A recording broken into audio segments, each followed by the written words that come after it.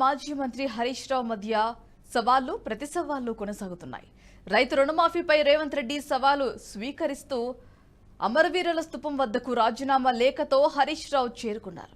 ఈ నేపథ్యంలోనే హైదరాబాద్లోని గన్ పార్క్ వద్ద ఉద్రిక్తత చోటు చేసుకుంది. మాజీ మంత్రి హరీష్ రావు ప్రకటనతో గన్ పార్క్ వద్ద పోలీసులు భారీగా మోహరించారు.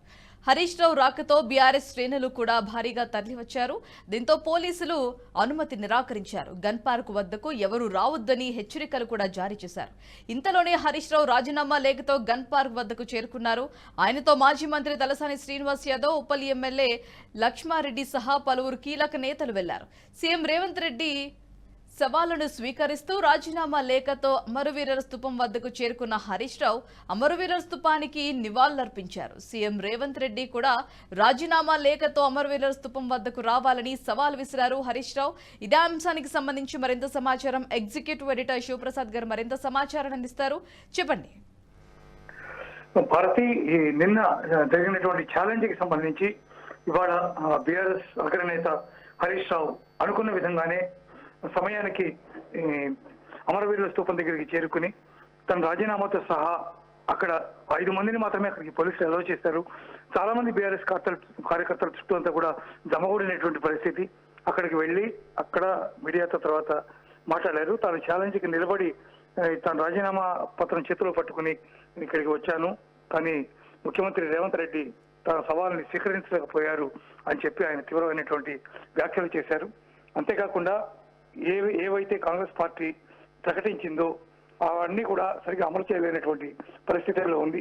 కేవలం 2-3 గ్యారంటీలు మాత్రమే కొంతవరకు అమలయ్యాయి, మిగిలినవి కూడా అమలు కావట్లేదు. ఆగస్టు 15 తారీఖులోగా ఇట్టి పరిస్థితుల్లోనూ వాటన్నిటిని కూడా అమలు చేయాలి అనేటటువంటి డిమాండ్ మీద ఇద్దరి మధ్య చాలా భారీగానే మాటల యుద్ధం కొనసాగింది. రేవంత్ రెడ్డి కూడా ధీటుగా జవాబిచ్చి ఆగస్టు 15 కల్లా మొత్తం 6 గ్యారంటీలను కూడా అమలు చేస్తామని చెప్పి స్పష్టంగా ప్రకటించినప్పటికీ సవాల్ ఏదైతే చేశారో హరీష్ రావు దాని మీద ఆయన స్పందించలేకపోయారు. అమరవీరుల స్తూపం దగ్గరికి ఆయన అటెండ్ కాలేదు.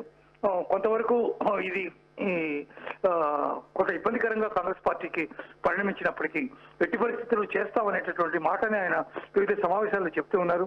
ఇవాళ కూడా జరిగినటువంటి ప్రచార సభల్లో ఆయన ఈ అంశాన్ని కూడా ప్రస్తావించి దాని గురించి కూడా మాట్లాడారు. ఖచ్చితంగా మేము అమలు చేస్తాం, ఖచ్చితంగా ఆగస్టు 15 లోపల వీటన్నిటి కూడా నెరవేరుస్తాం అని చెప్పి ఆయన చెప్తున్నప్పటికీ కూడా సవాల్ విషయంలో మాత్రం ఆయన వెలకంజ వేసినటువంటి అభిప్రాయం ప్రజల్లో కలిగే పరిస్థితి ఏర్పడింది దీని ద్వారా అని చెప్పి చెప్పవచ్చు. Bharati, thanks for the update Sivaprasad.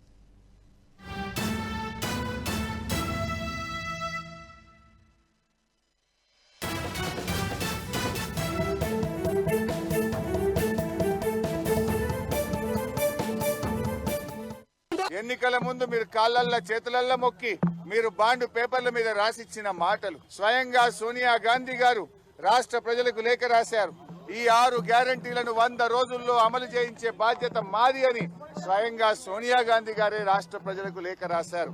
అందువల్ల ఈ రాష్ట్ర ప్రజలకు మీరు ఇచ్చిన హామీలు అమలు చేయమని అడుగుతున్నాం. ముందు బేషరతుగా మీరు క్షమాపణ చెప్పాలి. ఎందుకంటే డిసెంబర్ 9న తొలి సంతకం 6 గ్యారంటీల మీద పెడతామని, రుణమాఫీ మీద పెడతామని మాట తప్పినందుకు ముందు క్షమాపణ చెప్పండి. ఇకనైనా ఆగస్టు 15 అమలు చేస్తే మాకు సంతోషం. నా ఒక్కడికి ఎమ్మెల్యే పదవి కంటే ఈ రాష్ట్రంలో లక్షలాది మంది ప్రజలకు 4000 ఆసరా పెన్షనో, 4000 నిరుద్యోగ భృతో, 2500 రూపాయలు మహిళలకో, 2 లక్షల రుణమాఫీ జరిగితే నేను సంతోషపడతాను. 5 ఏళ్లు నాకు పదవిలో లేకపోయినా కూడా రాష్ట్ర ప్రజలకు మేలు జరిగితే నాకు అంతకంటే ఆనందం ఇంకోటి ఉండదు. అందువల్ల నేను రాజకీయాలకు అతీతంగా స్వచ్ఛందంగా ముందుకొచ్చాను. నేను స్పీకర్ ఫార్మెట్ లో కూడా నా లెటర్ ఇవ్వడానికి నేను సిద్ధంగా ఉన్నా.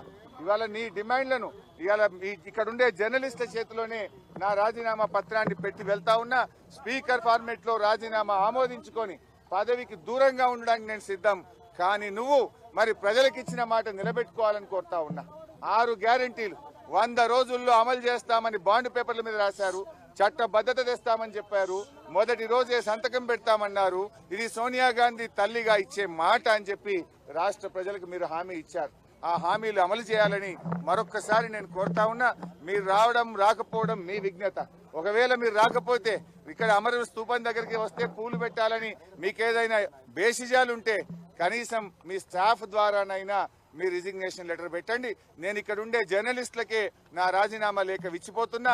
మా జర్నలిస్టులే తెలంగాణ ఉద్యమకారులు. తెలంగాణ ఉద్యమంలో మా జర్నలిస్టులు మేధావులు అద్భుతంగా పోరాడారు. వాళ్ళ చేతిలోనే నా రాజీనామా లెటర్ పెడుతున్నా. నువ్వు అమలు చేస్తే వాళ్ళు నేరుగా నా లెటర్ను స్పీకర్ గారికి ఇవ్వచ్చు. ఒకవేళ మీరు కూడా పెడితే అది మీ పెద్దరికాన్ని నిలబెట్టది.